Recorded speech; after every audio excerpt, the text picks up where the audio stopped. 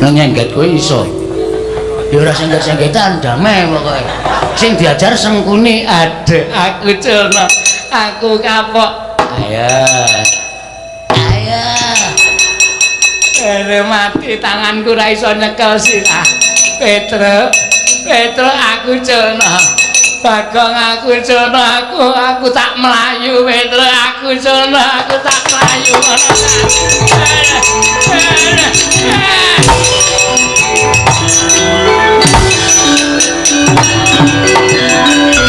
wis lunga ta Tru wis lunga dengkulmu mlacat wis mlayu aku enggak sengaja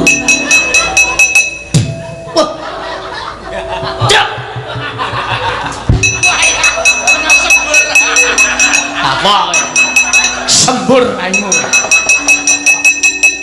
asem iku ngemut pestisida ora kok didoni kok sok panas banget ora iso mong to Kang Sulpan Ndara Antarja mulane aku ayo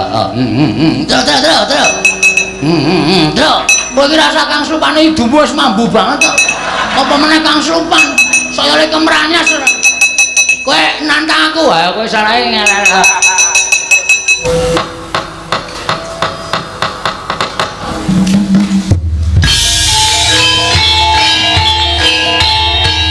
dilanjutkan pagelaran wayang kulit semalam suntuk oleh Ki Dalang Seno Nugroho. Selamat menyaksikan.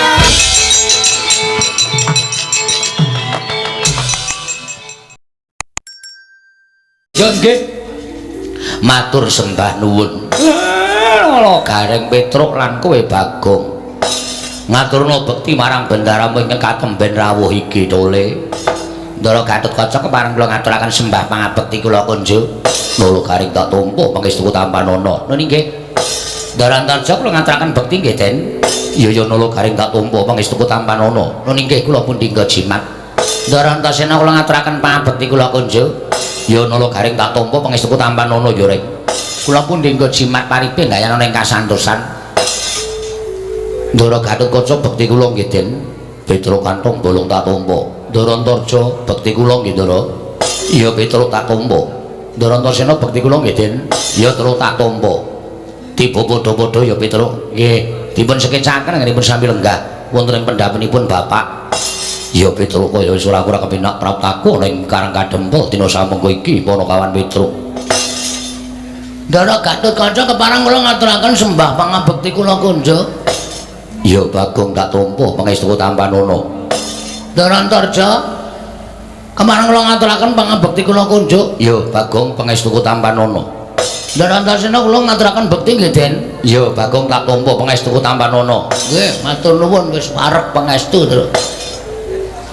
Pangestu yo ndayani lho, Gong. Ha iya aku yo muni wareg kok. Padha meneng dhisik. Ndara-ndaramu padha rawuh. Lah nggih wong kula ya gumun. Ora ana apa-apa, ora ana bledhek, ora ana tatit kok Ndara Gatotkaca, Ndara Antarja, Ndara Antasena rawuh teng Karang Kadempel.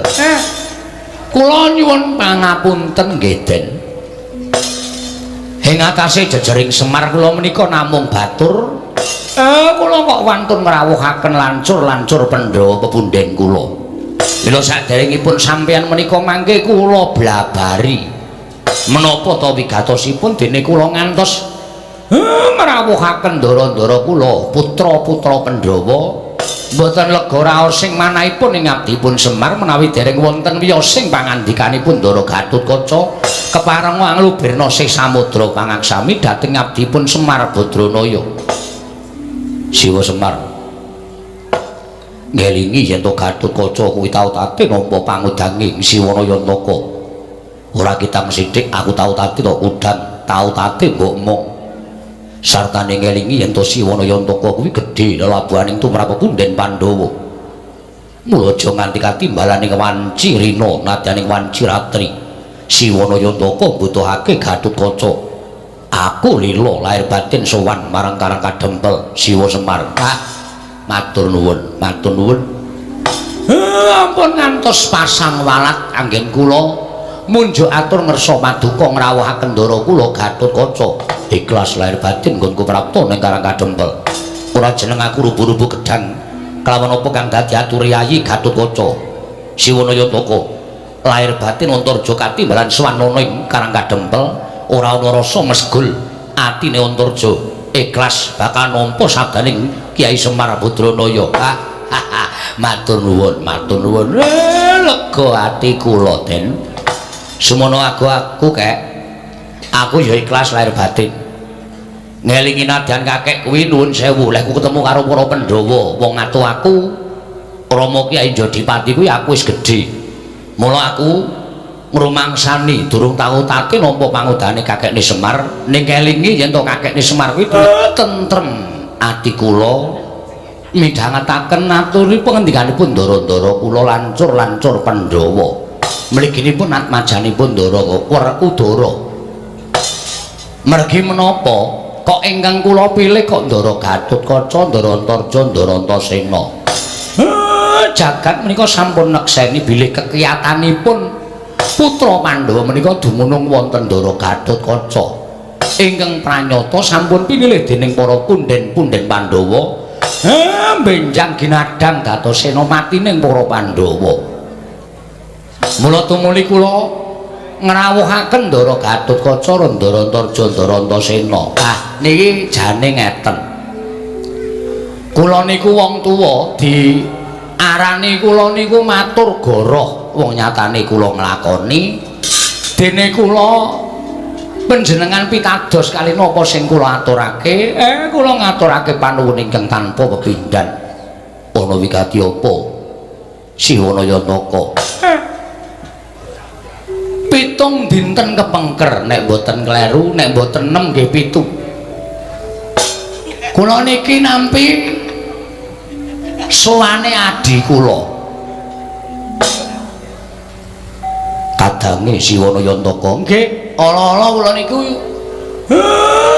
elek kula mbiyen ya dewane mbiyen kula nampa adi kula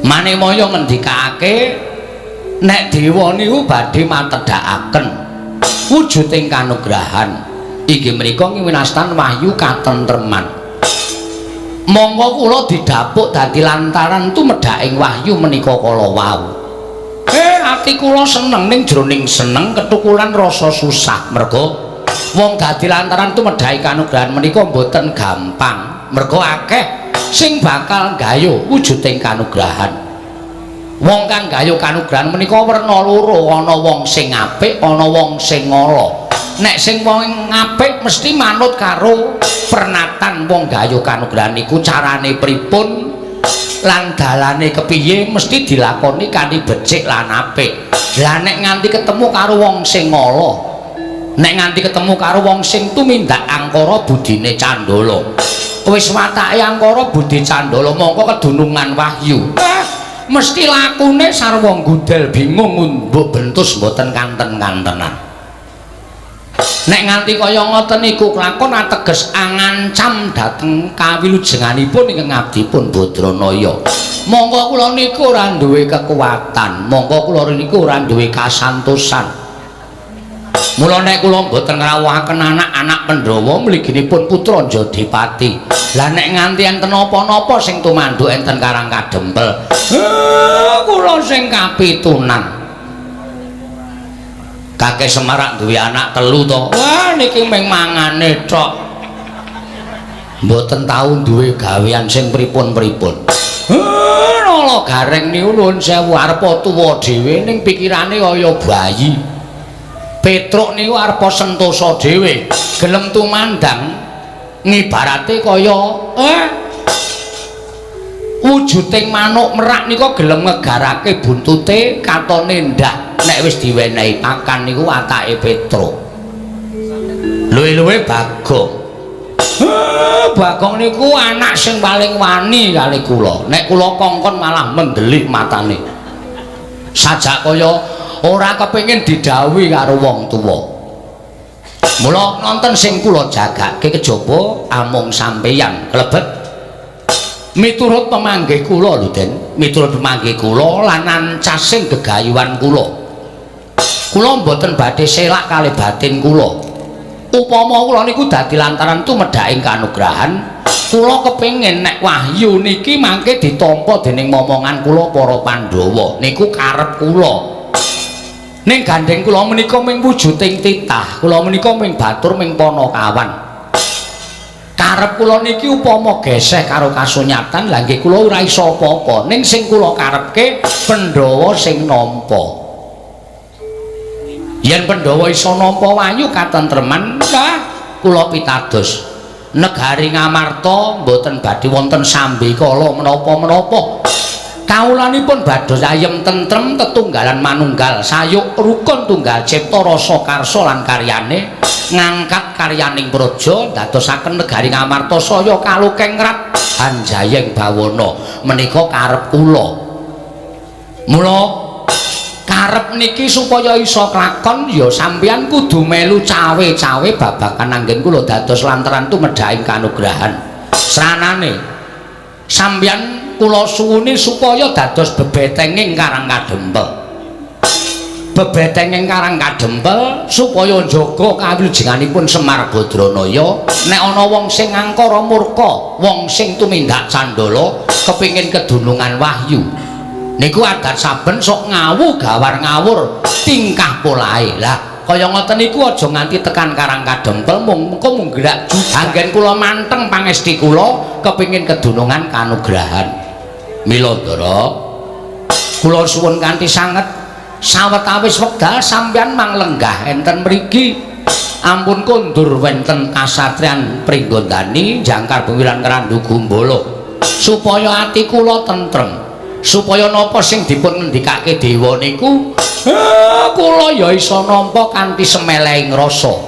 Siwa Semar kula wonten dawuh yen pancen kaya ngono dawuhing Si Wanayantaka Gatotkaca ora bakal selak.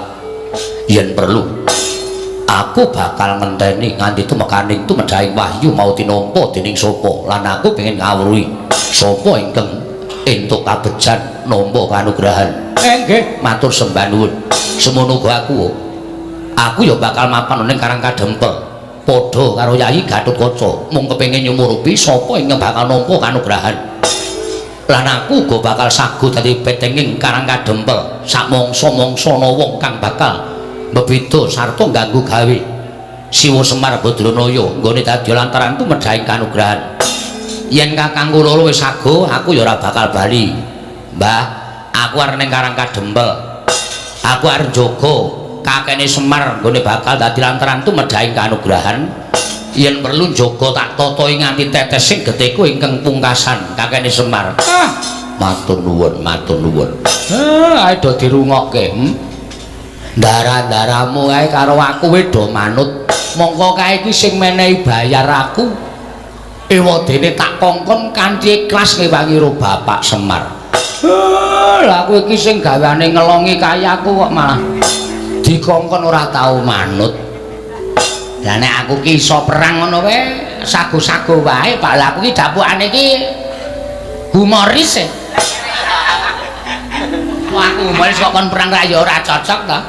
Petruk iki sing gagah gedhe dhuwur. Lah nek aku njogo karo bapak, ya nek sing teko nggo kuwi wong-wong sing arep ngridu karo bapak ki wong sing padha sak babak karo aku. Nek kono luwih digdaya, kowe kono luwih sekti, aku ngewangi bapak, nek aku tekaning pati, bapak kelangan. Ayo ora. Ya wong aku ora sago wae malah tentrem kabeh. Bapak njaluk pambiyantuning putra-putra Pandhawa kuwi malah kepenak. Bagong iki sing adan saben sok kendel. Aku lagi males ya. Lagi males aku. Mikir apa? Corona. Rasa tok pikir, kowe anggere tok pikir kowe engko malah psikismu kena. Pipis e. Psikis kok pipis. Psikise kena. Nek psikise kena kowe mikire kuwi terus malah kowe engko daya tahan tubuhmu berkurang, kowe kena virus. Wong virus kuwi jane gampang dipateni, gampang disirnake. Waton pikiranmu normal. Ngono ya? Aku ya selalu nyuwun ngersane Gusti muga-muga apa mau kena sing tuwa dhewe. Kowe cangkeme. Dadi mati wis tutuk le urip lho, Mar. Duh, ngandel ora? Pitados mboten. Anak kula Bagong niku ngonten niku. Mbok yo aja banget-banget Agong. Wong Semar ki ya momong marang para Pandhawa. Bapakmu ki ya gedhe labane marang para Pandhawa. Kaya aja kaya ngono, kowe iki ming melu wong-wong melu ana ya ora apa-apa, ora ana ya ora apa-apa. Ning sing wigati Pandhawa ki butuhke Semar, ora butuhke Gareng Petruk Bagong. Wah, atos aku. Nyelekit lho kae. Berarti awak dhewe selama iki ming bawang kothong. Ayo ora bawang kothong, kowe omonganmu ya sak kepenake dhewe kok. Ing atase kowe iki anak kok ndongak karo wong tuwa. Semar niku lho, Ora Semar ning kowe kuwi sing lambene elek. Aja sok kaya ngono, ndak ora apa juga kedadeane. pun, ampun disaruhi anak kula Bagong ndak malah saya dodrok. Niki nek jak omong niku mengke malah metu kabeh, pikirane malah mboten sae kedadosane. Nek ngoten kula ngaturke panuwun. Ndara, dene sampeyan pun saguh, pun tentrem ati kula. Lah, nek pun tentrem kaya ngeten iki, jaring para kina sami nyebataken pengendikaning para pinter sami paring dawuh. Nek kanugrahane cepak niku biasane tekane bareng karo pacobane. Nek pacobane iso disingkirke kanugrahane bakal manjing. Ning nek ora iso nyingkirke pacoban kanugrahane bakal loncat. Niku adat lupiya sing pun lakon, Ndara.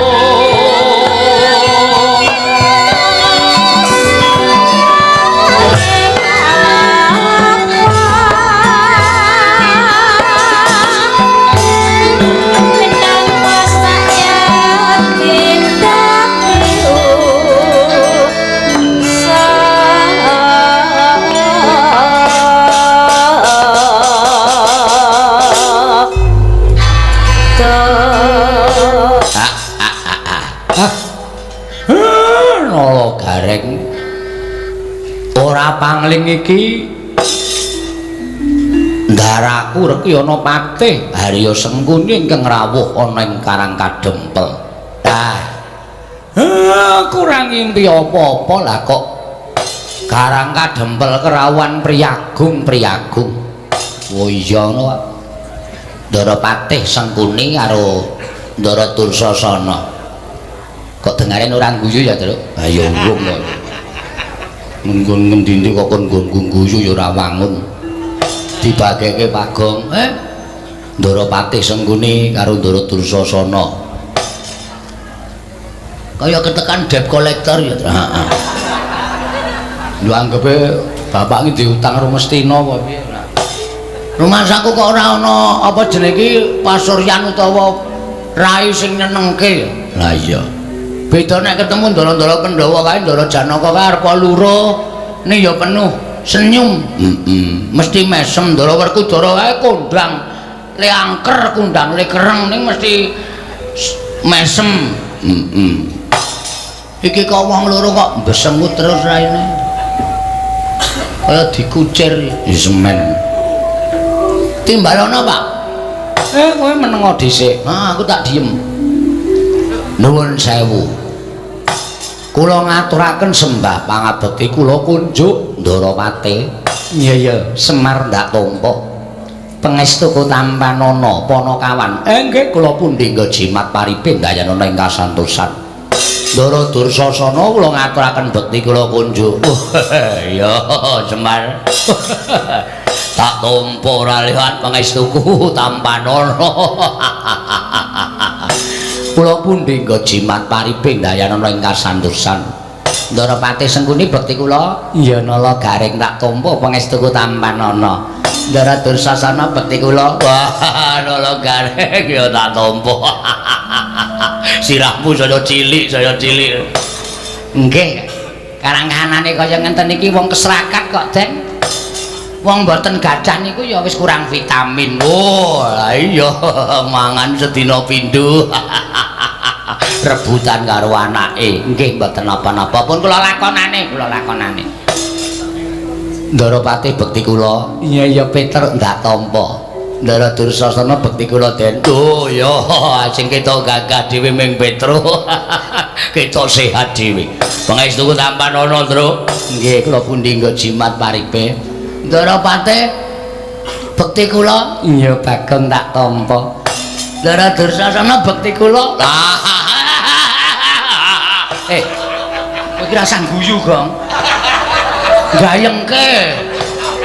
Engko dikira ora ngabekti. Wah, caidan. Bendoro guyu kok ditirokke. Aku ya edan. Lho. Ngawur ora. Guyu dhewe. Pangestu tampanono, Bagong. Kula muni kasih. Paripe dayanono ing kasantosan. Lho. Edan ora. Wis aja nesu lho, aja nesu. Bagong kae pancen watake kaya ngono kae. Mboten napa-napa. Enten apa Gusti Pate? Semar. Ing sepisan aku tilik marang kararjanmu. Sak kulawarga. Nggih, matur nuwun. Syukur dene bareng aku prapta ning Karang Kadempel, kowe lan kulawargamu tansah pinayungan marang panguwasaning Gusti ndadekake bombong atiku. Ya mung bareng aku munggah ana ing pendopo padukuhan kok rasaku kok banjur duwe rasa ternyuh marang kowe. Ternyuh sebabe napa? Aku tak takon karo kowe wis suwita Pandhawa kuwi wis pirang taun? Mboten iso diukur nganggo wilanganing hitungan. Kula wis suwita ali ndara-ndara kula Pandhawa niku paribasan pus puluhan taun. Lho la iya. Ing atase Pandhawa kuwi duwe abdi jenenge Semar lan sak anak-anake. Kowe suwita karo Pandhawa kuwi wis puluhan taun. Aku keri dhewe sowan utawa prawuh ning Karang Kadempel kuwi tak kira ya wis puluhan taun. Wiwit biyen tekan saiki kok nuwun sewu, kahananmu kok ora ana undhakane. Kahananmu kok mung sarwa sekeng, sarwa ora duwe, sarwa kecingkrangan uripmu. Bale wis mamu ya ora mundhak apik, omahmu ya ora mundhak becik, ya ming popok kaya ngene wae. Kok sik to, aku tak takon karo kowe, jane Pandhawa ki gatekke karo kowe apa ora lho? Jane Pandhawa ki gatekke karo kowe apa ora? Pandhawa ki tresna karo kowe apa ora? Yen lumrah Pandhawa kuwi wis padha mukti ngawibawa Nyakrawati ning negara Ngamarta. Ora kok ming buru karo kesenengane dhewe ning ya mulat karo kahanan abdine kaya ta kowe lan sak anak-anakmu. Kowe uripe kecingkrangan, kowe uripe keserakat tanpa entuk bantuaning para Pandhawa. Ketitik aku iso omong kaya ngono merga omahmu ya mung wujude kaya ngene kae biyen tekan saiki ora mundhak-mundhak. Pendapamu wis daya ngulon ya ora dijejeke. Apa kaya ngono kuwi Pandhawa duwe rasa gatekake marang abdine. Ewa semono aku tak takon karo kowe. Kowe iki jane kena kemayan apa, kena gendam apa, kok tetep suwita marang para Pandhawa. Wong nyatane Pandhawa tok suwitani ya ora ngundhakake karo uripmu, Pandhawa tok suwitani ya ora ngundhakake derajatmu. Kowe ming dadi abdi, kowe ming dadi batur, ora munggah dadi tumenggung, ora munggah dadi nayaka lan punggawa negara Ngamarta. Coba saiki aku tak takon karo kowe, apa kaya ngono kuwi duwe rasa gatekake Pandhawa marang Semar lan sak anak-anake? Kuwi lho, dirungokke Mar. Ora mung waton buru karo kekarepamu dhewe. Saiki tak takon, ngendikaning Paman Sengkuni kuwi bener. Kowe iki ora tau diwenehi apa-apa karo Pandhawa kok luwih senengmu karo Pandhawa iki nganti kepati-pati. Dadi abdine Pandhawa persasat tekan saiki ora ana undhakane kaya kowe iki tetep nglesot ana ngarepe Pandhawa jane sing entuk goleki apa. Wah, pendopo sepuro-sepira kawana iki yo malah pendopo kok payone gendeng separo, plastik separo. Iki apa pantes dadi papan panggonane abdining Pandhawa ingkang tuhu dadi satriya ingkang kondang kalugeng rat. Oh, bronjong. Bronjong sapa? Bola dupak. Iya iya. Iya pancen bener lah, kuwi kudu tok gatekake Mang. Lho, biyen-biyen nek kowe gelem melu Kurawa, biyen-biyen nek kowe gelem diboyong menyang negara Ngastina, wah, saiki wis ditretes sinten mripatmu. Wis nganggo jari ingkang sarwa prada, omahmu mesti wis akeh ora mung siji, nanging pirang-pirang nggon. Apa sing mbok jaluk dening Koko Prabu Duryudana bakal dituruti. Ora kok sekeng kaya ngene iki, ora kok melarat kaya ngene iki. Ra yo ngisin-isin ki lho. Abdi Pandhawa kok ora duwe apa-apa. Ya bener, sawah Tegalmu kuwi jembar. Nek apa ya cukup wong pamer sawah Tegal, yen omahe ora mingsra kaya ngene iki. Mangkene yen ta. Sampeyan iki kula takoni karepe napa, sediane napa? Ana daya kok nacak karo sing di omah niku daya cara pundi? Kula tak takon. Ana daya kok nyacak karo sing duwe omah niku daya cara pundi? Pun sampeyan saniki mang paring pangandikan. Perkara kula arep sekeng, perkara kula arep kurang duwe niku kula sing nglakoni dudu sampeyan. Sampeyan ora usah dadak nyacat uripe Semar. Ning nuwun sewu mangkulinokno ngilung ya dhewe. Wit biyen Semar niku ora sulap karo gebyaring Brondodonya. Semar niku mboten blereng karing gebyaring derajat pangkat. Oke Brondodonya duwe derajat pangkat nek uripe ora tentrem, uripe ora akeh sanak sedulur, kedungsang-dungsang uripe nggo abrak apa kula tak takon. Cobi kula tak takon. Ning nadyanto Semar niki wong ora duwe, ning urip kula tentrem, urip kula ayem. Ora dioyak-oyak karo butuh, ora dioyak-oyak karo napa-napa niku tumrap kula wis mujudake urip sing paling kepenak. Urip sing paling kula rasake iso manjing tentreming lahir lan batin kula. Ngoten lho. Apok mangsamu Semar ramani ngunek-unekke kowe, Pak. Kowe. Tau unek-unekke, Pak? Aja. Engko wae gampang. Aku ora betah nek carane ngene iki. Daya kurang ajar to iki. Ya wis ben ngono kuwi wong di derajat, wong di pangkat ki wenang unek-unekke kok. Wis ora iso kaya ngono. Ora iso jeroan duwe derajat, duwe pangkat wenang unek-unekke. Wong sing ora sadar karo kedudukane kaya ngono kuwi. Iya ning sabar. Ra iso. Aku ngelih. Lho ayo wis. Aku anggere ngelih-ngelih gampang nesu soal. Ayo engko gampang, engko tak liwetke. Duwe wae. Njaluk kowe. Pun saniki mangkon lho, mangendika. Nuwun sewu nek kula rada lancang. Mangendika pripun lan napa to sababe dene sampeyan rawuh enten Karang Kadempel. Kula tak nampa pengendikanipun Ndaropati Sengguni kanthi terwaca ngene. Aku prapta ning Karang Kadempel iki diutus dening anak Prabu Duryudana. Dene anak Prabu Duryudana kuwi nampa sasmita. Lan entuk sasmitaning dewa yen to dewa bakal matedhake wahyu ing ngaran wahyu katentreman. Monggo ngendikaning sinuwun Prabu Ngastina. Wahyu katentreman kuwi nuwun sewu lho ingkang dadi lantaran Kakang Semar Badranaya. Mula tumuli aku diutus dening anak Prabu Ngastina supaya sowan menyang Karang Kadempel ingkang wigati mboyong marang Kakang Semar rawuh ana ing negara Ngastina. Dadi lantaran tumedhaking wahyu katentreman, sediaku mung cukup kuwi. Lan upama Kakang Semar kuwi gelem diboyong marang negara Ngastina, aku ngaturake panuwun ingkang tanpa pepindhan. Nanging yen to Kakang Nayantaka ora kersa diboyong marang negara Ngastina, nuwun sewu lho, ora jeneng aku meden-medeni karo Kakang Nayantaka. Aku nggawa Kurawa segelar sepapan. Yen dijum saranaris ora kena, nuwun sewu, paripaksa aku kudu meksa karo Kakang Semar. Yen perlu Karang Kadempel tak bumi angus supaya Kakang Nayantaka gelem prapta ning negara Ngastina.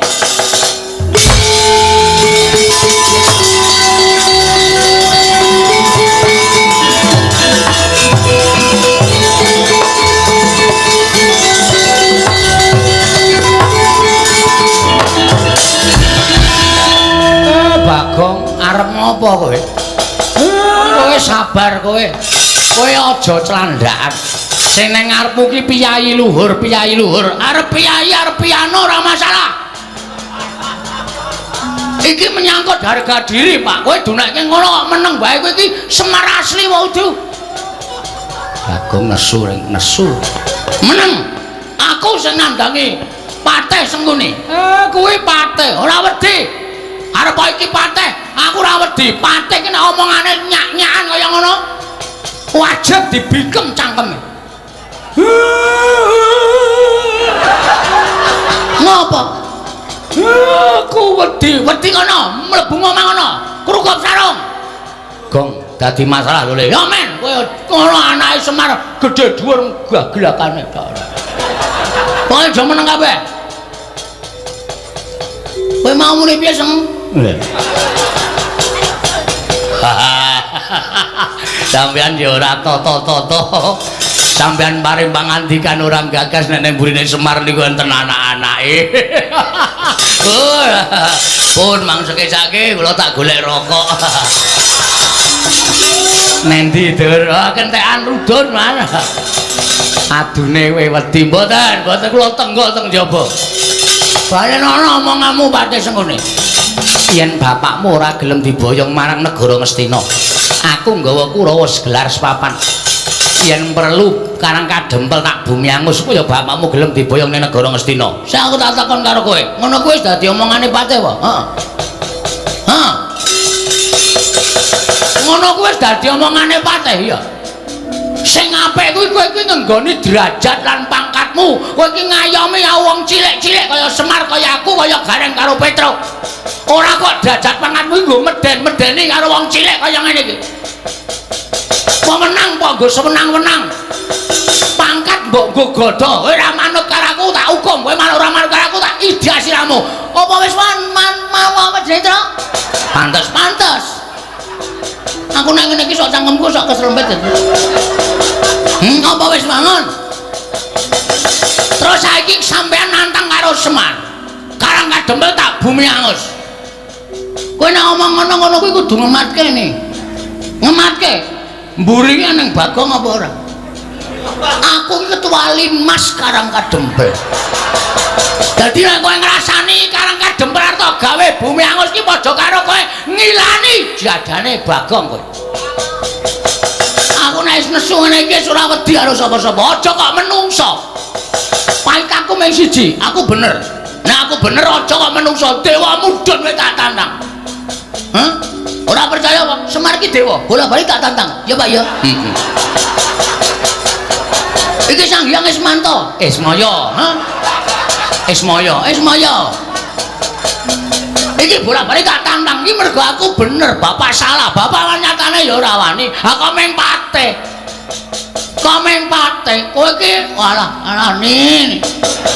Kowe iki nek ndek derajat pangkat kowe suwi-wiyah karo wong cilik kaya ngono kuwi tak omongi wis to. Kowe iki ora langgeng lek mudah duwe derajat pangkat. Ora langgeng. Kurang-kurang bejane urang tutup masa periodemu wis disogok rakyat saka ngisor gledak saka kursi. Muni wae. Kowe aja nyepelekke kawula ngene iki balaku akeh. Kancaku pirang-pirang. Nek cangkemku gelem elek aku provokator wong sak Karang Kadempel. Kowe dikeroyok wong sak Karang Kadempel modar nang kene kowe Seng. Gong kuwi Patih. Ya men. Aku ora ngajeni karo derajat pangkate. Ora wedi aku nek Patih kudune dibasani kok omongane sak penake dhewe kaya kernet. Saiki arep ngopo kowe? Yen ngono kowe wani karo aku. Lho cah iki piye to? Kenapa wis bengok-bengok kaya ngene kok darani ra wani iki piye to? Wah. SDM rendah. SDM ki apa, Gong? Susu telur madu. Sumber daya manusia, sumber daya pemberdayaan manusia. Ayo muni awe. Kowe wani mungsuh Kurawa. Aja kok Kurawa 100. Anake Kurawa kon maju kabeh. Kon sisan kroyok Bagong. Nek aku nganti kalah karo Kurawa, nglalu aku tanda. Aku golek wong kena corona tak sedot virusé. Mati aku. Asli kuwi. Asli, aku iki ra ngematke kok lakon ngene iki ra wis bola-bali to. Kowe ngetokke Kurawa ya kalah terus to. Kowe isih arep ngetokke Kurawa. Kowe iki pati goblok banget pisan. Wis takon ana iki sing rawuh dalang-dalang oke. Tau apa Bagong kalah karo Kurawa? Ora ana, ora payu wayang tak kandhani. Ning mesti menang. Ning sak gedhakan iki durung karuan. Kana dibariske Kurawa. Hak Trajang Ijen ora mundur Kurawa jundang Bagong. Iki merganing pati. Ah, kowe iki kesuwen. Nek ngene iki mau langsung muni gamelane terus kowe metu terus suasanane iki tegang. Patih klemak-klemek ora. Kono gawe lemper kono. Prek. Ate padake wong rewang. Ayo mau mundur ora mundur. Aku sing arep ngajar karo kowe, Pak.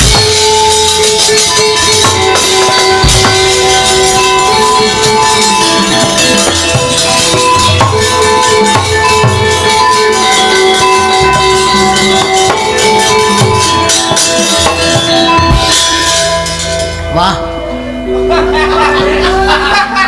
Piye kon?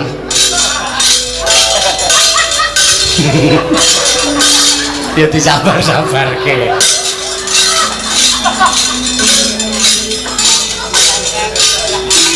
Iku genep-genep ora. Ngene iki mau tang-tang tundas. Ngono. Tang-tang des. Dagel aku ilang tadi. Iya. Ora apa-apa. Sesuk 100 wae lho. Ha. Ora kleru kok. Caedan. Pancen ket biyen, Pak. Kersane Bapak, kowe iki ngono kuwi iki akibate apa ora tok pikir? Hah? Arep kowe mentang-mentang kaya gendhewa ning nek Kurawa 100 mangkat bareng kowe kalah. Kurawa iki 100 pirang-pirang. Nek Sengkuni ndhawuhke Kurawa ngobong Karang Kadempel, telung kedheping netra Karang Kadempel kobong. Kendel ya kendelne nganggo utek ora sak penake dhewe. Iki dienggo sirahmu gedene semono kuwi isine banyu apa otak? Adake sapiteng ya, Truk. Ayo. Ayo otak, ya otak. Ah, kene nek otak kudune iso mikir. Ora sak penakmu dhewe kaya ngono kuwi. Terus arep piye? Aku maju perang. Ijen. Ana Ijen kalah. Ah terus? Iki anakmu ki mendorong kan ngapa iki? Petruk ngewangi, "Gah. Aku ora ndek masalah kok." Mo nek kon ngewangi. Truk, ngopo? Kamu enggak sayang sama aku ya, Truk? Ya tresno ki tresno ning kowe iki sok kuwi lho kewanenmu iki kliwat dadine aku ki sok tido-tido ngewangi kowe. Engko aku sing ngrampungi Kurawa. Ah kowe iki mung ngomong tok wong cangkemmu jembare ra jamak kaya ngono kok.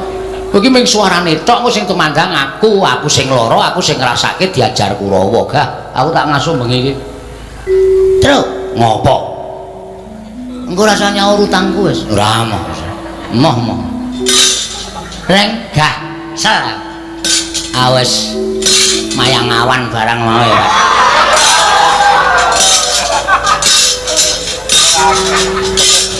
Kesel aku. Wis taktik sewengi.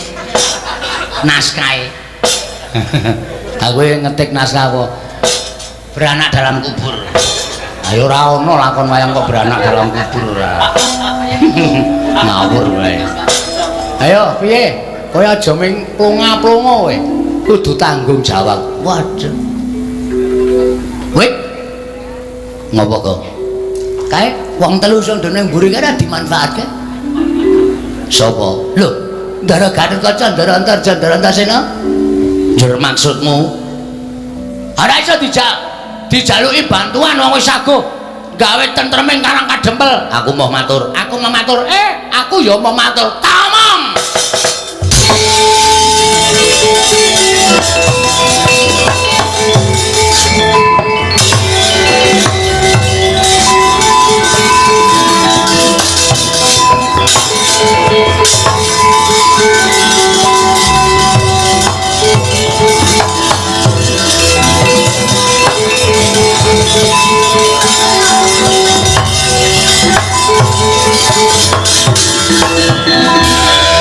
Ndara Antasena Karta kek ngendi? Ra ning nggone. Bagong Kidan dieret-eret ora iso ditras ditancepke. ditancepi nggone sampean angel. Sampean ki canom kok ditancepi angel ora jamak-jamak. Pun iki mamon. Iya. Gari ki. Malang kere. Iya. Ndoro-ndoro ya manut bae ya. Aku komandan Linmas e. Ha iya. Ono apa Bagong? Sampeyan mau teng mburi dong apa? Jagongan karo Kakang Mas Antarja. Karo Dimas Antasena. Ngrembug napa? Kowe perkaraku ora perlu ngerti rembugane Gatotkaca Antarja Antasena. Ha, sampeyan mundur wae sampeyan prisa mboten. Sing rawuh ning Karang Kadempel. Sopo Bagong? Sopo e, Gong? Patih Sengkuni. Eyang Patih Sengkuni. Heeh, anu iya. Niate Semar ora kleru, ora salah, ora luput. Arep dipateni karo Patih Sengkuni. Patih Sengkuni teng mriki wis gawa pedhang. Semar arep dibaca nek mboten kula sing temandang. Wah, Semar mati dina niki saya.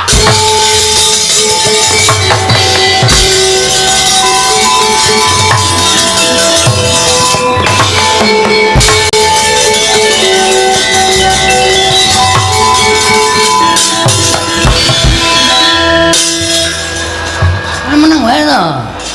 Santai. kok yo tegel-tegele goroh. Tuh ora seru-seru iso siji e. Ndak ngomong-ngomongke. Gong, Nun, sing tomongke mau bener.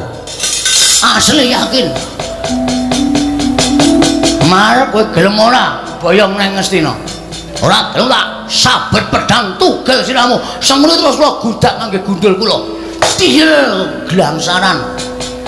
Melayu mundang Kurawa. Ketoke kok matamu ki mata ngapusi. Diar kapok ra kowe. Serius lho Mang Mat ke? Ya Pak ya. Pak. Ya Pak ya. Sadu tak sadu. Ya Pak ya. Iso. Ah, ngayeh. Mboten pitados. Ya terus. Ada terus. Terus. Iya. Kena tak. Ora iso ngematke sampean apa mentolo?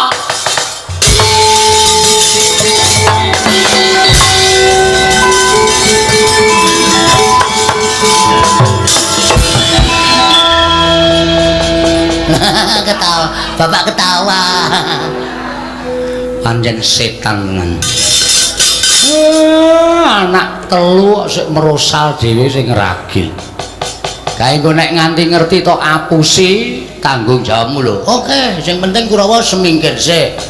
Perkara engko aku dikeplaki ndara-ndara ora masalah. Wong aku kulino dicocoki karo ndara-ndara Gatotkaca ndara-ndara sing nek gojek karo aku yo nganti nangani tenanan. Dirasake lho. Oh siap, rasa kuwatir. Nek ngono. Sik, Pak, sik. Waduh, merono ya Pak ra sida mrene. Apa iki, Kang? Menggawa panganan. Arahe iki kaya mrene bol menggoknone yoga. Ha iya. Yoga iki rasa pakane mbok eman.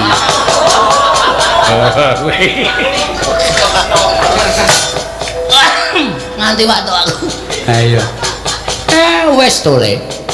Tak jaluk jaganan Karang Kadempel. Upama ndara-ndaramu kae padha Bandayuda, ewang ana engko ndak dikira.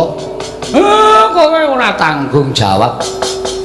Nggih, ngestokke dawuh, Pak. Nggih ngetokke dawuh Pak. Wis kono Pak budal. Mboten gawe gending Pak. So gending-gending apa? Nganggo gending-gendingan aku tak nentremke ati. Ndedonga muga-muga Karang Kadempel tentrem. Mengko sawise tentrem ana bab sing bakal tak aturake anak-anak Pandhawa kae mau. Oh nggih. Nek ngoten kula nyuwun pamit. Sing ati-ati, kula nyuwun pamit nggih Pak. Sing ati-ati Bagong aja kaya bocah.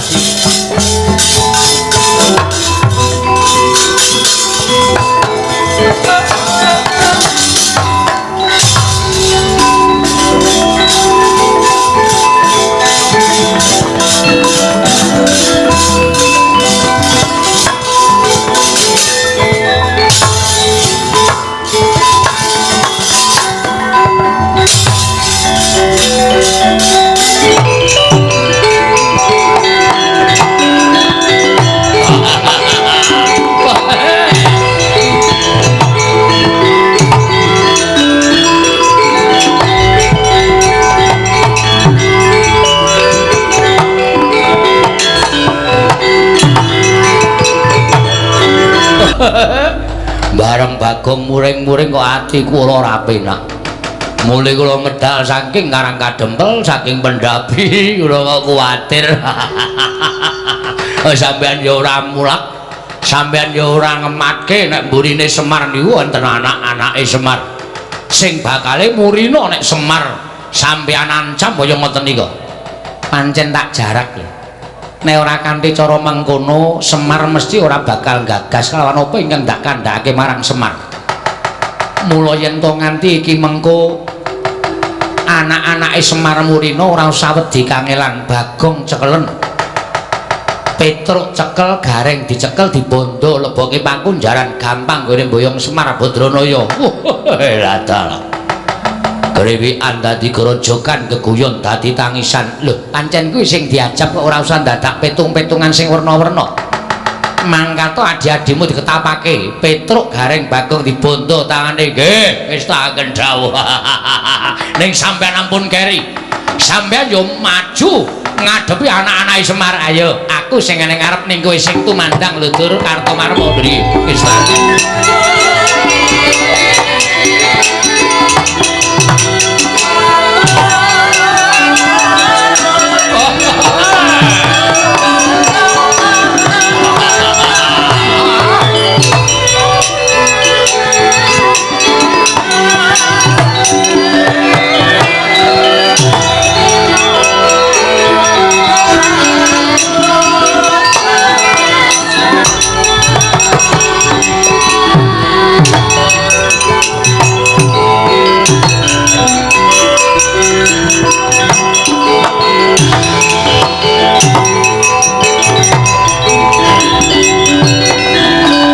Simbah Patih ora pangling iki kaya Antasena. Oh, Mbah.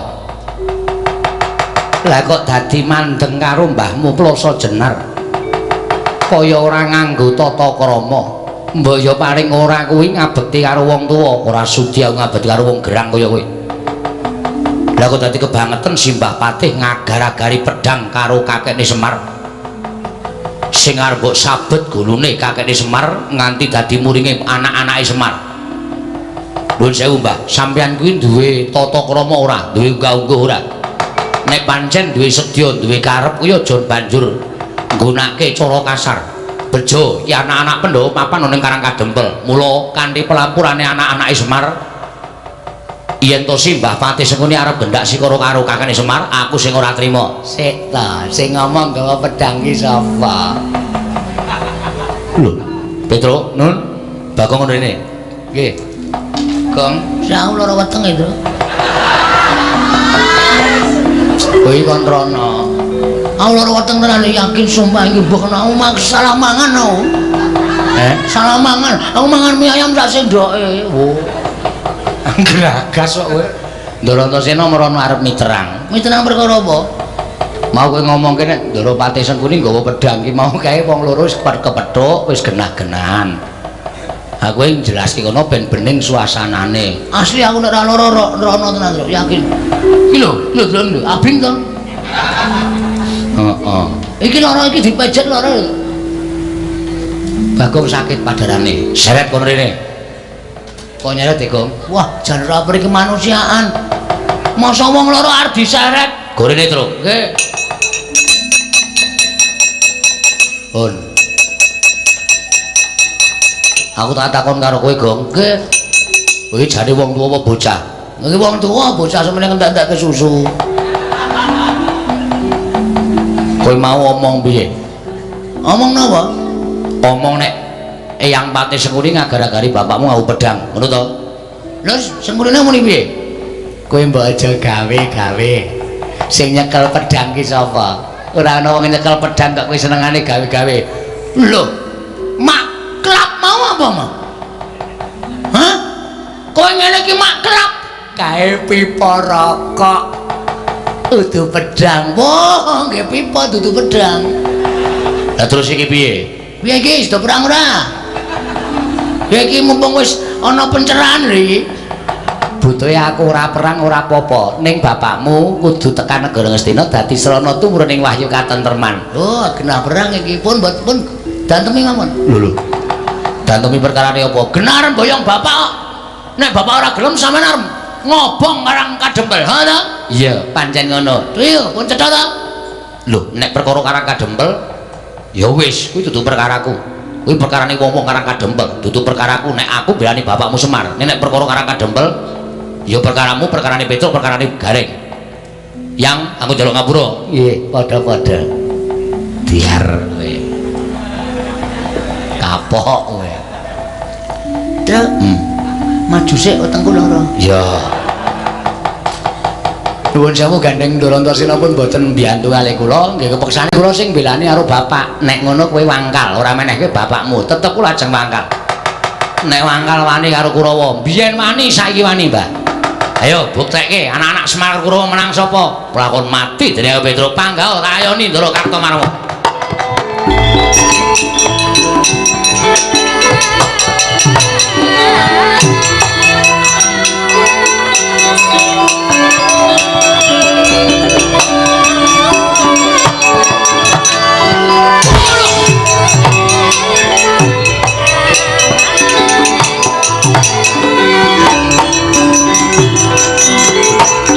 Ndara Surtayu Petruk kowe nungkul mboten? Nungkul nek wis tekaning mati, lakon penjangka monggo. Mati. Kowe dia mati.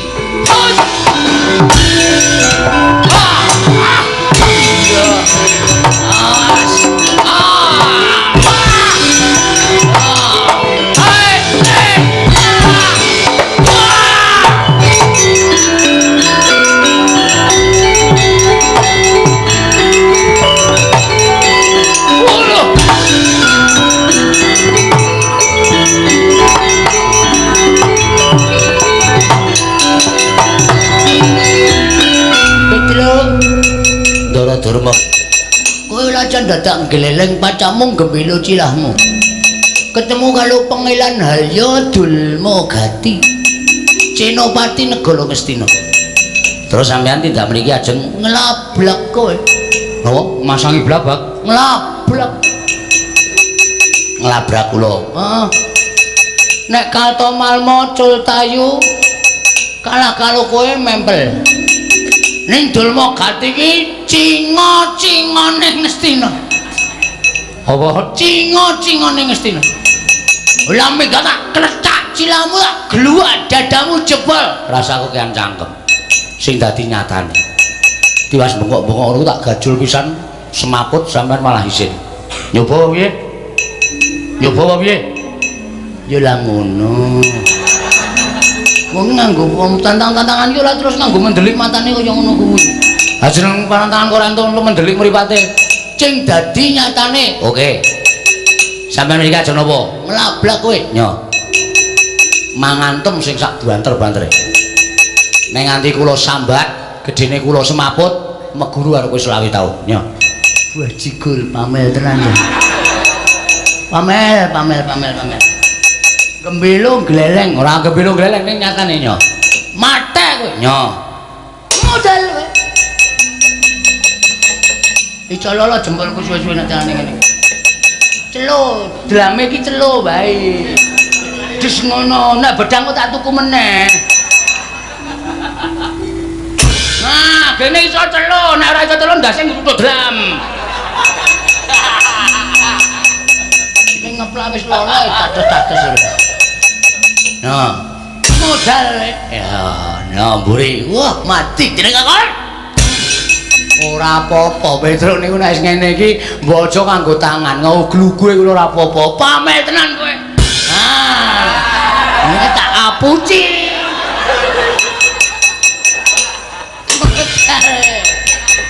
Nyamburi apa piye? Go gaman. Oke, tunggu nang ngene. Aku duwene iki lho, Tru. Wis sakarepmu. Tung sedina ora rampung. Ora rampung kok pamer ora. Atos-atos. Ha ya wis ben. Nyo. Cigal cilamu. Nyo. Delek. Dian kulitmu kenyal. Dilonokke melu lono, dilenekke meneh padha karo dudut katut terus ngluthuk. Ha iya. Mati. Aja napa golek pucukane. Ya. Aku kalau kowe wilang bebarang, wah nganggo kampak. Oh clewek. Model. Wah. Kowe cilahmu saka apa to? Saka sirah tenan. Duh. Pusaka kok werna-werna. Mati. Sing telake iki nek nganti aku kalau kowe megulu karo kowe 30 tahun. Aku lho selawi sama 30. Ajake 5 tahun. Kampleng candal dai matu. Ora ambyal silahmu. Awang saka wesiwe kula ora apa-apa kok saka sepon kaya ngono. Aja ngeceh. Iki lho entuk nang alas loban. Waduh. Alas loban kok entuk sandal. Kene wong numpak bis keli. Mati kowe mati. Nek wonten sampeyan niku wis wani maju ya mesti wis arep ya. Jelas. Ganti kowe. Waduh. Aku ngrasake lolo gedhe cemabut megulu karo kowe. Ya. Kene meng kaya ngono. Sing niat lho, aja semblono. Sing niat ning petu mantek aji.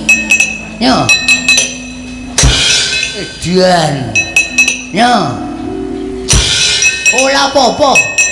Ya to, nek ora percaya. Ya ora percaya. Kula kok pengen ngampleng cengel sampean, ketoke kok pengabsane nggon cengel. Oke, tak silahkan. Nah, ora percaya. Ayo, ora percaya ge dikampleng lah masalah. Wes. Nganti aku cilik ngrasake lolo gedhe aku cemaput megulu karo kowe 20 tahun, Truk.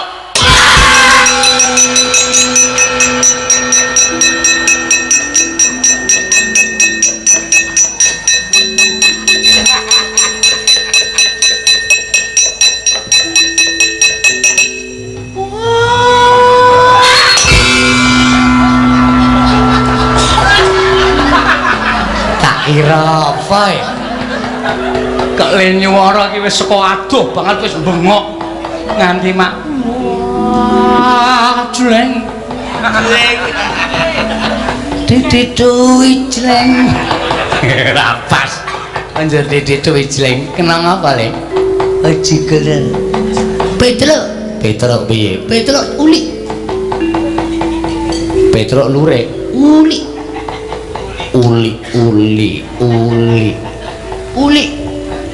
Olah jujul ngapusi tutu Petro uli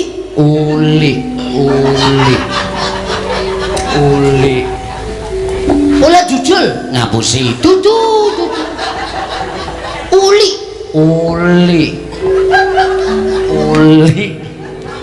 waduh aku ya bingung mami kena Petro kula tuthuk ning dheweke niku mboten jujul len nuthuk niku njaluk tulung Bagong tegese uli. Ora. Si Bagong uli. Udu. Wah! Semplok utek kula man. Aku dhewe ya bingung, ngomonganmu ki aku bingung. Uli. L diganti L. Ah tetep uli. L diganti L tetep uli. Ini. Hulu pelek L ngeten. Wis diganti ngeten kali ngeten. Wow, Superman. Tutu. Uri. Dengkulmu melacak. Malah cengengecan lah. Petro uli kok uri. Ngantem cilah kula madhep mriko. Adep-adepan karo Petro. Terus dhewe ngomong kali kula. Dulu megati aku tok kepengin ngantem cengelmu. Ah monggo tak celenggalake.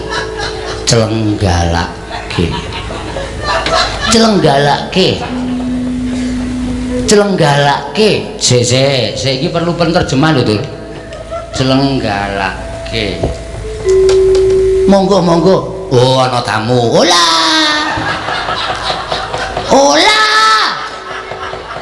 Lah kok monggo. Nyo. Monggo. Nyo selenggarake.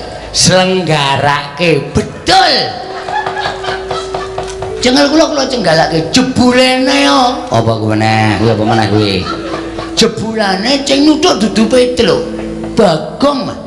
Bagong gawa palu gedhe banget tutuk cengel kula jling, kula kelekalan. Kelekalan. Aduh. Bubuk. Dudu. Kelekaran. Nah, terus kalah man. Mundur. Wis cetha nek kuwi dadak gawe mundur. Asem nek cara aku isin. Perkarane Petruk ki ponokawan kowe meng batur Petruk ki ponokawan kowe meng pangeran pati kok kalah karo batur ki nek karo isin. Kula kok biasa man. Ora isin. Lah isin iku nggo melem ilang.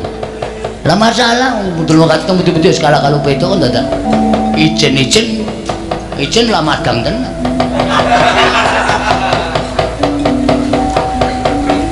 Citan maju ra kowe. Ngomong sik. Kae Kurawa kudu mbondo karo Petruk.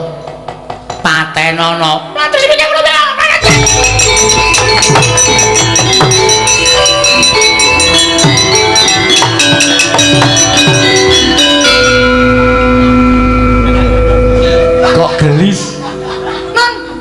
Kok gelis?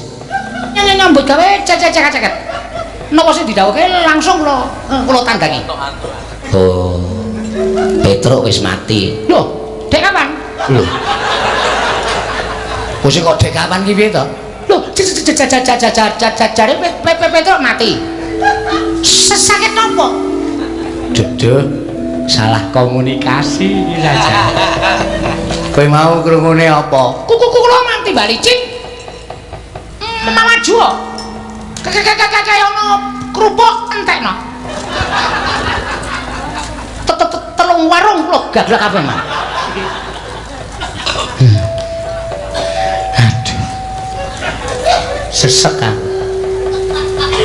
Kuping iki mbok sok digunakake ngrungokne. Aku muni Petruk Patenono. Wah, dongkolmu mlocot. Rawani ora blas ora wani. Nek ora wani ya wis mundur. Lah, ngoten rak prayoga. Seret, Mas. Ayo seret sakarepmu, ora sakarepmu. Petruk utawa kerupuk patang lodong. Arti entekke dhewe. Sampeyan ngomong ya lera-lera Petruk dhewe mlocot ora. Den, maju ora le. Nggih. Mboten king tak lungsuh nek edu man. Mang minggir Petruk ajare. Nek rada abot nek ora apa-apa.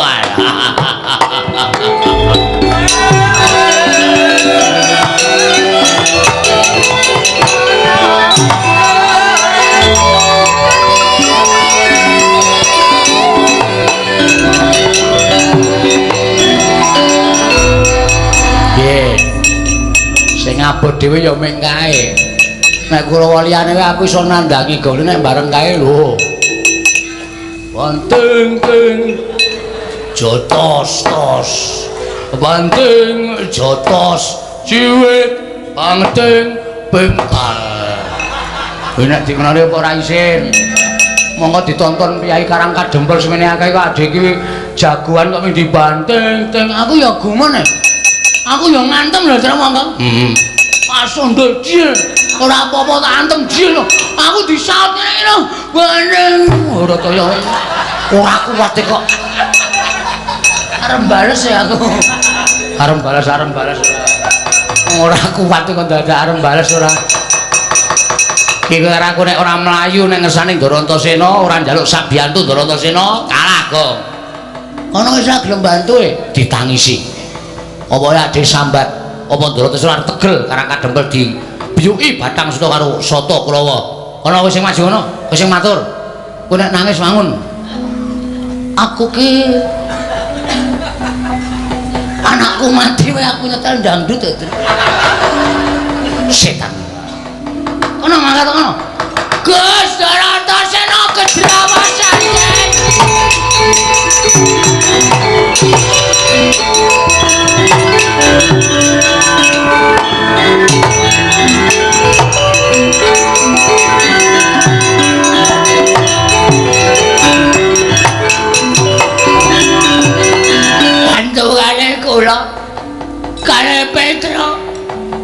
Garang kajempe bumi aku Jara. Ora lagi sak jeke urip iki aku kok weruh kowe nangis. Nek mboten kepeksa mboten ajeng nangis kula niku haram meneteskan air mata. Lambimu. Terus kok ngopo? Kurawa ngamuk. Sing ngamuk. Ndara Dursasana. Terus aku tak ngopo? Sampeyan belani kula. Mo. Nah aku tumandang musuh Pak Di Dursasana, aku dadi anak sing murtad. Wong kae Pak Diku. Tur kowe wis ngapusi karo aku, ha to?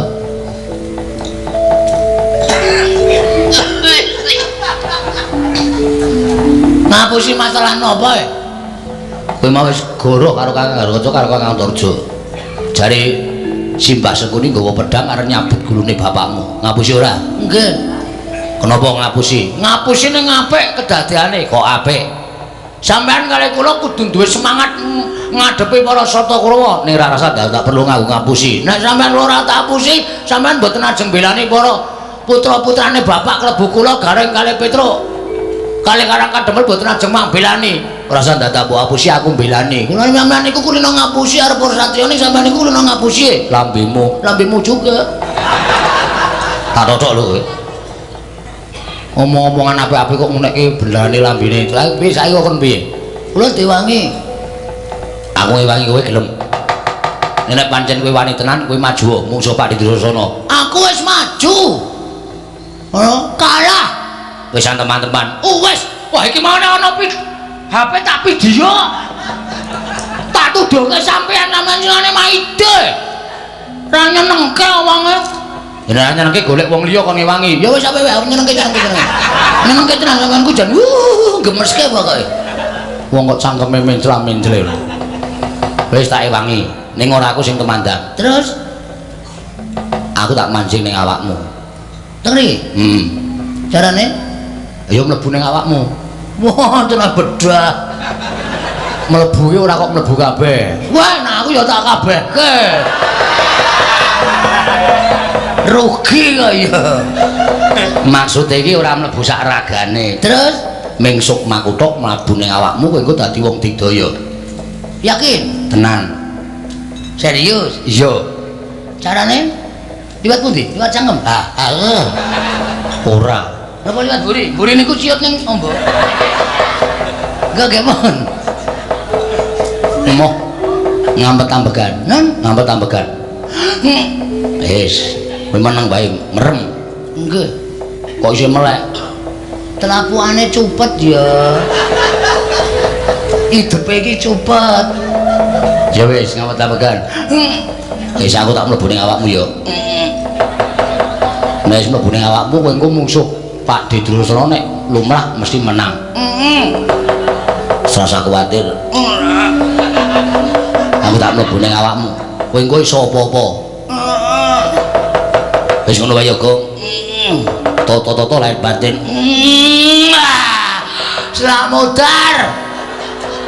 Omong wae ora. Ya njaluk ngapura. Wis kek ngempet-ambekan. Gong. Wis rampung. Mbon. Wis. Lho, Den. Nanti terus Ora ngerti. Ilang kok jukan. Manjing ning awakmu sajake. Gus, Apa? pun nang ndero. Wis. Nek panas asine dirobe, Gus. Lambimu lah. Men silir. Wis cukup ning kene, Gong. Terus niki daya kekuatane Kowe iso digdaya. yakin? Iya. Kowe iso ngopo-ngopo, iso ambles bumi, iso mabur. Wah. Geleleng aku nyok. Nyok congkolmu. Matke. Nek ambles bumi carane pripun, Den? Sikiling gedruk lemah ping 3, niat ingsun ambles bumi. Mesti iso ambles telenging bumi. Matke. Kok urung iso? Ngampet sing tenanan. Aja terpecah pikirane. Oke.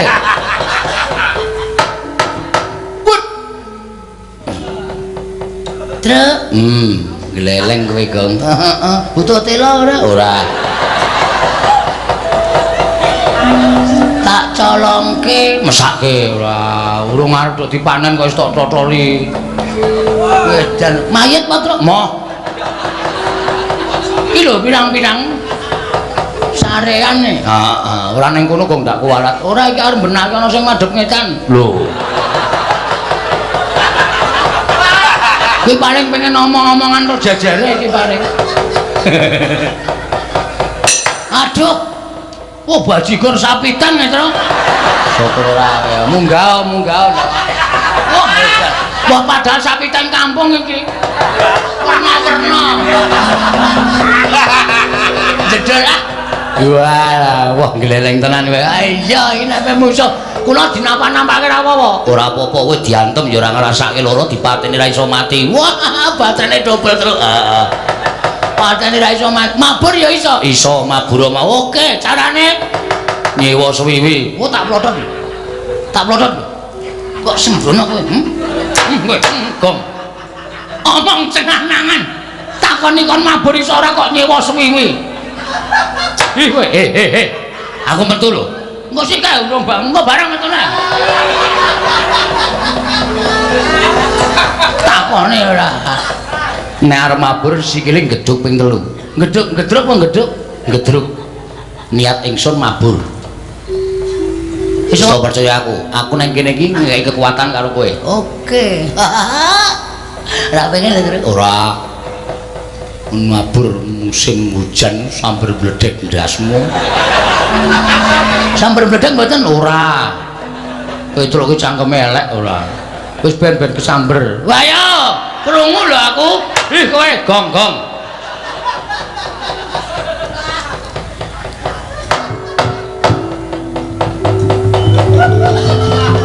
saya Truk aku arep nang Kalimantan wah gleleng tenan Bagong iso mabur barang ngandel ora wis nggawa pemean pirang-pirang kok kae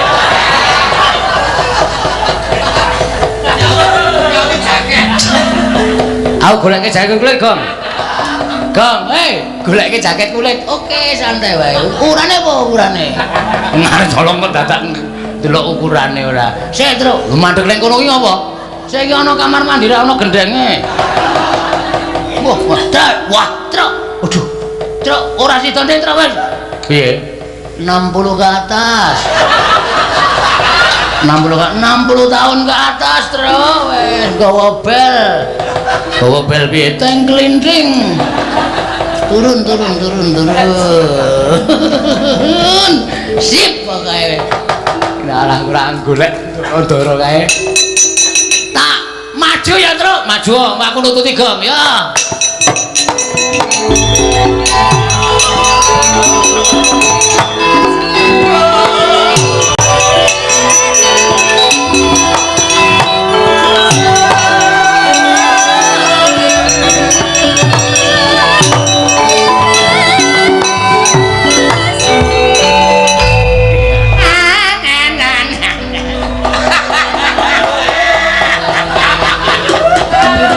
ngopo Truk mboten sindene ngelik kok suwuk nganti isin ayo ngayo jane apike ngene-ngene isuk sak nggon-nggon gelem jak mandeg sak nggon-nggon gelem nggih sampean senabung lho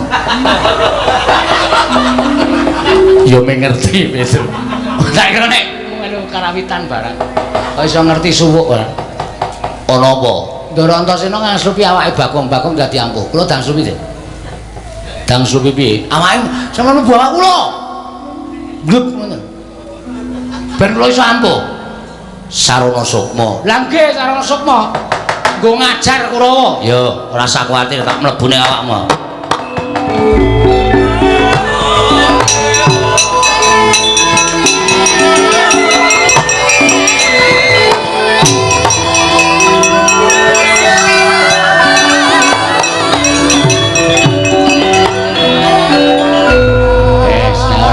iki ora gayeng. Kula iso amblas bumi, iso. Terus kekuatan kula iso nyembur kaya ula. Wah, gawe melonyoh ndasmu kowe Gong. Anggere pamer tak ngono mlothok kulite ora.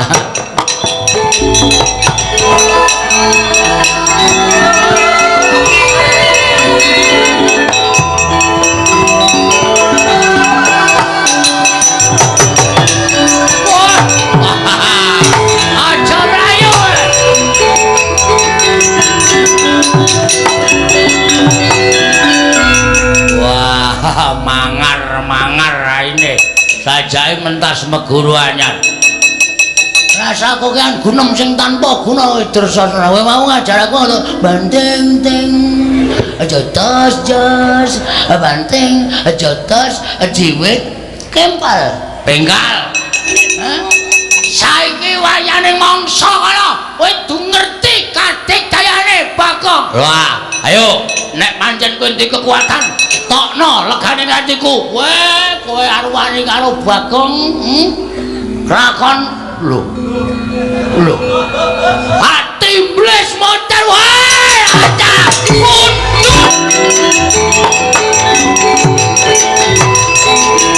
wah iki ketok kekuatannya anake Semar Bagong kok mabur teratapan atiku nek ora mundur mesti wae werna-werna pokal kawene Bagong mana di mana matanya ngapunten nyun ngapunten Bagong wedeni Mas Bagong apa kowe iki karo Pangeran Pati kok kalah karo Bagong kok kalah karo Bagong nek cara aku isin Sengkino Sengkuni kowe adalah tembres dening aku kowe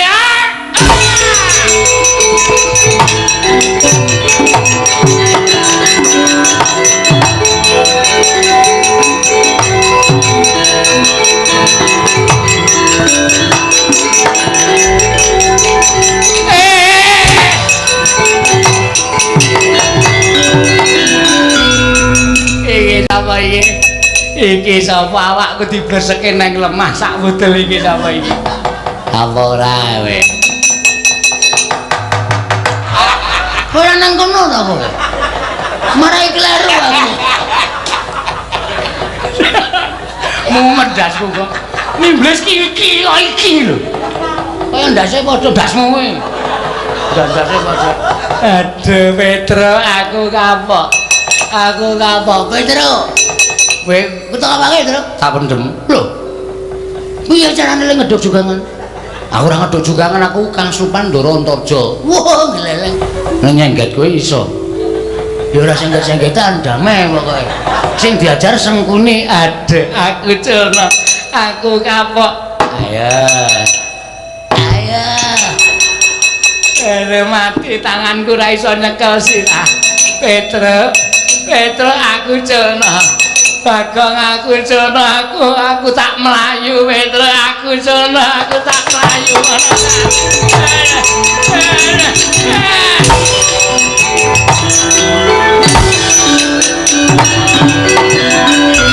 wis lunga ta Tru wis lunga dengkulmu mlacat wis melayu wis aku enggak sengaja wah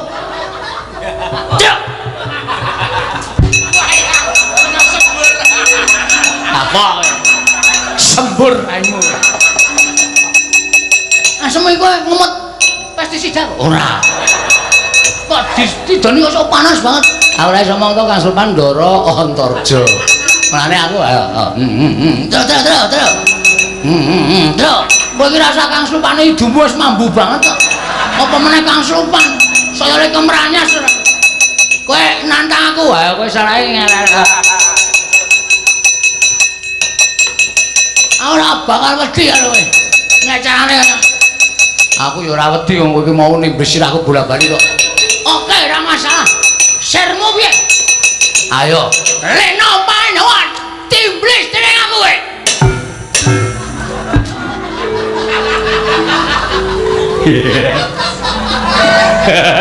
do metu Kang sok nenek metu ya omong ora meneng-menengan. Sengit aku nek meneng-meneng kaya piye ngono rasane. Mesti lho pono kawan kok mesti kaya ngono ya Dimas. Aku dikon karo Bagong kok Kang. Sisane kula singkirke ya Kang yo. Aja nganti ana sing sisa ning Karang Kadempel. Ayo Yai tak derekake.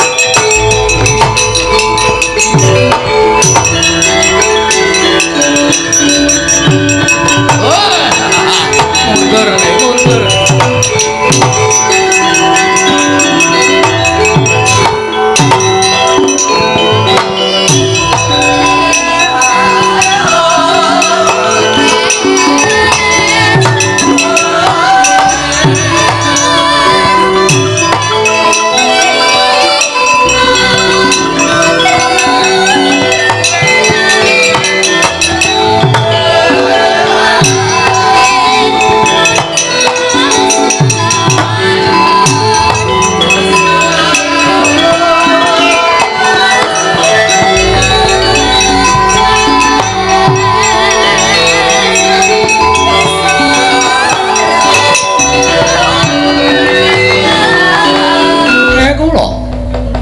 Karang Kadempel wis katon tentrem. Ya, wo, Karang Kadempel wis katon tentrem. Kula ngaturaken panuwun ingkang tanpa pepindhan.